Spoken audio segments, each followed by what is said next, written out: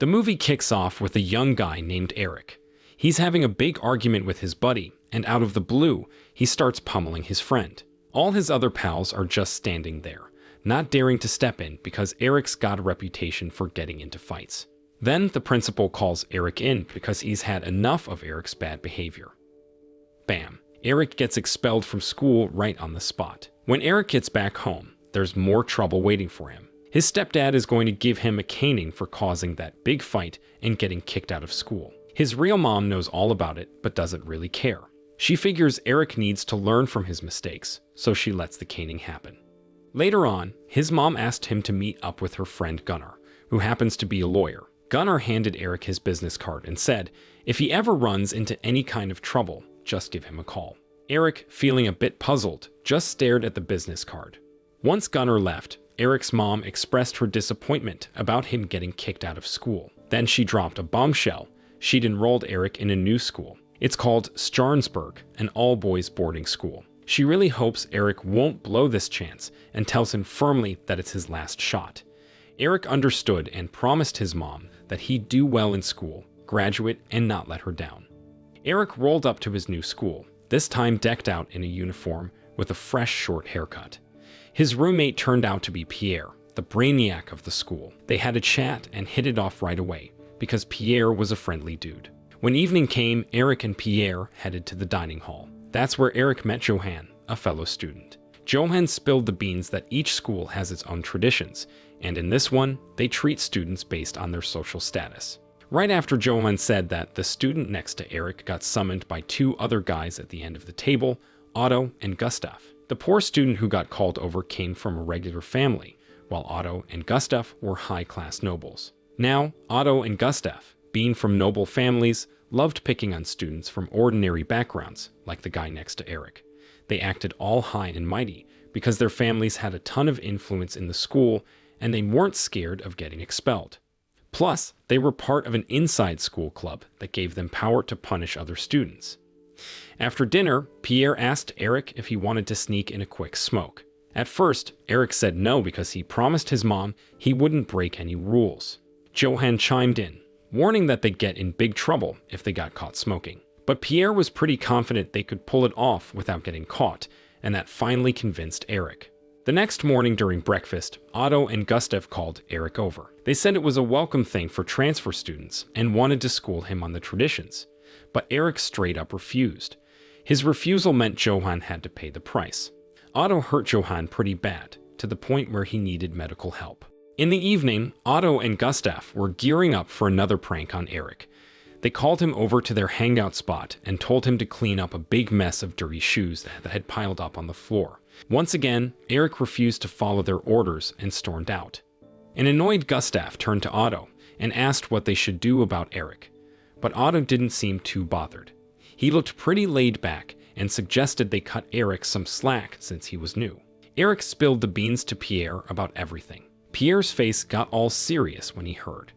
He warned Eric not to defy Otto and Gustav anymore because anyone who did usually got punished. Eric, who used to be a tough guy, said he wasn't scared of them and insisted he wouldn't follow their orders. Later in the evening, Eric and Pierre brainstormed ways to deal with Otto and Gustav's bullying without resorting to violence. But it seemed tricky because most students preferred doing what Otto and Gustav said rather than ending up with bruises all over. The next day, Gustav accidentally bumped into Eric while they were both walking down the school corridor. Gustav told Eric to say sorry, but Eric refused because he thought he didn't bump into Gustav. It was Gustav who bumped into him by mistake. This made Gustav really mad, and he challenged Eric to a fight later that night at a specific spot. Eric got invited to the fight by Pierre and Johan, who explained that Otto and Gustav never fought fair. They'd round up their buddies and gang up on Eric. That night, Eric had initially planned to accept Gustav's challenge and brawl with him, but then he remembered what his mom had said about behaving well to graduate from school, so he decided against it. When he got back to his room, Pierre offered him a smoke to unwind. Over at the fight spot, Otto and Gustav had been waiting for Eric for quite a while. But when he never showed up, Otto thought Eric was too chicken and called him names, and his buddies cheered him on. The next day, Otto went ahead and called out the names of students who were always getting in trouble and not following the orders from the school's student organization. One of those names was Eric.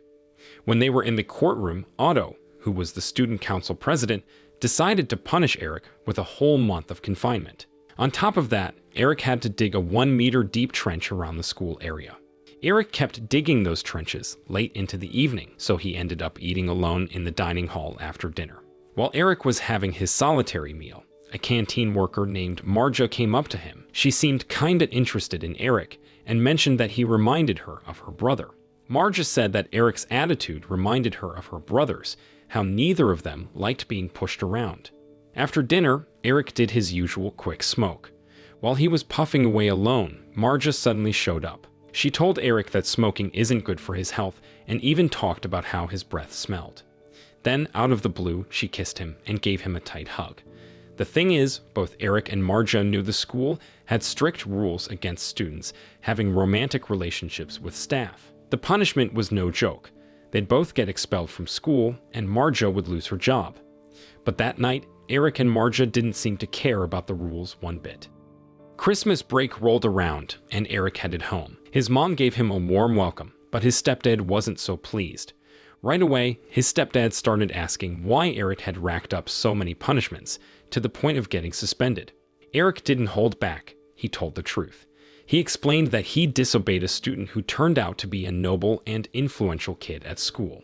His stepdad even chimed in, saying that nobles' kids should be treated with respect and followed. Because Eric's report cards were bad and he got into a lot of trouble at school, his stepdad decided to give him another caning. His mom, who understood her son's struggles, just let it be. After the Christmas break, Eric was back at school. He couldn't wait to see Marja because he'd really missed her. Eric and Marja finally got to be close again under the moonlight, letting go of their longing by being affectionate with each other. Knowing Eric had returned, Otto and Gustav came up with yet another plan to prank him. This time, they decided to throw dirt around while Eric was asleep. Their schemes always seemed to work. Eric and Pierre woke up right away and cleaned up their room, which was now covered in dirt. But Eric wasn't going to just let it slide. He was determined to get back at Otto and Gustav. He gathered up the leftover dirt and sneaked into Otto's room, tossing it around while Otto was fast asleep. The next day, during breakfast in the dining hall, Eric decided to make a scene. He loudly asked all the students if they smelled the awful stench. Then he started sniffing around, pretending to search for the source of the smell, until he finally stopped in front of Otto, who was eating his breakfast. Eric then declared to everyone that the foul odor was coming from Otto. This really ticked Otto off because Eric was openly making fun of him. Otto punched Eric in the face repeatedly, but Eric didn't fight back because he promised his mom he wouldn't. Marja, knowing this, quickly told Otto to stop. Since they couldn't bring Eric down, Otto and Gustav changed their target to Pierre, who was Eric's roommate and his only friend at the school. Otto called out Pierre while they were still in the dining hall, but Pierre refused because he felt he hadn't done anything wrong to Otto. Otto wasn't giving up, though. He challenged Pierre to a fight after the last class, threatening to punish him if he didn't show up. Otto and Gustav were deliberately targeting Pierre to get under Eric's skin. Eric wouldn't just stand by while his best friend was bullied by Otto and his gang. After dealing with Pierre, they planned to go after Eric, making sure no students dared to defy them anymore. That evening, Pierre was left with no choice but to accept Otto's challenge. He showed up at the fight spot alone, while Otto and Gustav had their buddies with them. Pierre tried his best to stand up to Otto, but it was clear they were on different levels. With just a few light hits from Otto, Pierre ended up on the ground. Eric was nowhere to be found, even though his best friend was being mistreated by Otto and his gang. By the time Eric finally arrived, it was too late to do anything. He took Pierre to their room and tended to his injuries. Afterward, he let Pierre rest and left the room. Eric bumped into Marja, and they spent the night together. The next morning, Eric was worried about Pierre's condition, so he hurried back to their room. To his surprise, the room was empty, and Pierre had already left. Pierre took his stuff with him, which hinted that he wouldn't be coming back to school. Pierre had left behind a letter apologizing for his sudden departure. He said that Eric was a great friend and advised him not to give up. Pierre encouraged Eric to keep fighting against Otto and his goons' unfairness, and to stand up against the injustices that often happened at the school. Eric stood up, revealing his true self. He was dead set on getting revenge on Otto and his gang for how they treated his friend and the other students. He found Gustav in the dining hall and challenged them to a showdown in the arena in an hour. All by himself, Eric faced off against Gustav and von Schenken, who seemed bigger and stronger. But these two troublemakers just talked tough and relied on their parents' status. Eric, who had a bit of a wild side himself, managed to take them down without breaking a sweat. After dealing with Gustav and von Schenken, Eric turned to a shocked Otto. Eric let Otto know that he was next on his list. But before giving Otto an answer, Eric went to the school kitchen to find Marja.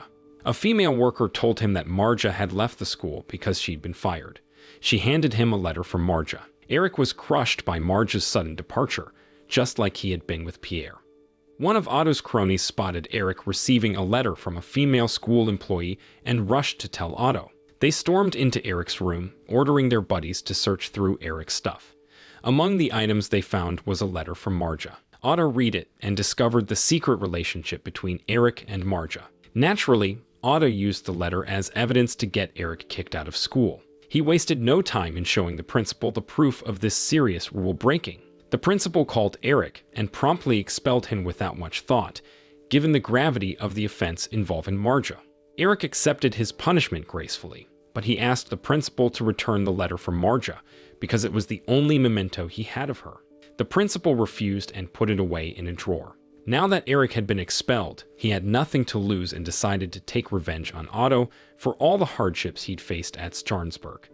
After all, he'd already been kicked out of school, so he had nothing holding him back. He tracked down Otto and found him walking alone in the woods. Eric confronted Otto and threatened him with a stick, making Otto kneel down. Surprisingly, Otto obeyed Eric's commands without hesitation. Otto was in a total panic.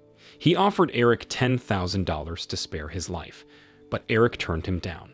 As Eric was getting ready to confront Otto, Otto broke down in tears, begging for mercy and even throwing up from fear. Eric held Otto's face and assured him he wouldn't kill him because he didn't share Otto's cruel ways of oppressing the weak. Eric went back to school to gather his things. He remembered what Gunnar had told him, that he could reach out if he had any problems at school. So, Eric called Gunnar, and not long after, the lawyer showed up at Starnsburg. Eric told Gunnar about his situation, and together they went to see the principal, who was having a drink with the teachers. Eric pleaded not to be expelled from school and asked for Marge's letter back. Initially, the principal refused, but then Gunnar entered the room and threatened to expose the case system and bullying among the students, as well as the principal's involvement. Faced with this, the principal had no choice but to grant all of Eric's requests and disband the student council led by Otto. In a nutshell, Eric is extremely thankful to Gunnar because he can go back to school and put an end to Otto and his gang's control. He enjoys peaceful days at school until his graduation day arrives. His mom is bursting with pride and joy over her son's accomplishments during his time at Starnsburg. However, his stepfather is still unhappy because Eric keeps getting bad marks in his attitude evaluations at school. As his stepfather gears up to give him a beating, Eric stands up for himself and declares that there will be no more violence in their house. He kicks his stepfather out for good. Sometime later, Eric finally reunites with Pierre, who's heading to Geneva for further education. They promise to meet again someday, and with that, the story comes to an end. So the moral of the story is if you want to make lasting friendships, always carry a spare stick to threaten your enemies with. But remember, it's all fun in games until someone throws up.